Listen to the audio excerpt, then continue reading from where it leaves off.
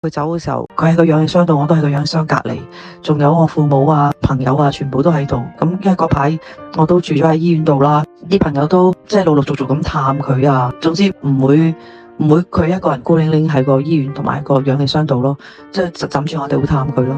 即係喺個氧氣箱旁邊陪佢，同埋佢插喉嘅時候就唔使住氧氣箱，咁我哋都喺度摸住佢咁樣嘅。事後都問咗好多醫生啦，養狗好豐富經驗嘅朋友啦，咁佢哋都安慰我，咁同埋佢哋都話其實真係我做到足咯，係咯，即係可能有好多狗係根本都唔知發生咩事就走咗咯，咁我係即係真係盡晒力咯，係啊。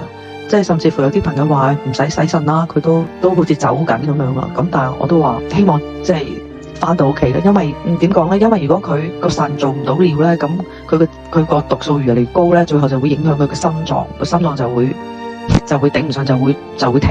咁都係即係樣樣都大家都盡咗力咯。係啊，即係無論我同埋醫院嘅醫生，真係大家都盡咗力嘅，即係無時無刻都喺度嚎哭咯。咁我就喊到隻眼都有鞏膜炎。咁鞏膜炎就唔係因為喊嘅，但係個人 stress 啦，免疫力低啦，咁所以其實我都唔係好叻去抒發情緒咯，所以都俾唔到啲咩讀者啲咩好嘅 advice 咯。咁但係渡過呢個難關，我覺得宗教係好幫到我啦。咁我本身係佛教啦，咁阿菲菲都皈依咗啦。咁我覺得一啲佛教嘅 theory 都幫助咗我好多啦。菲菲走咗之後，都同佢做咗2場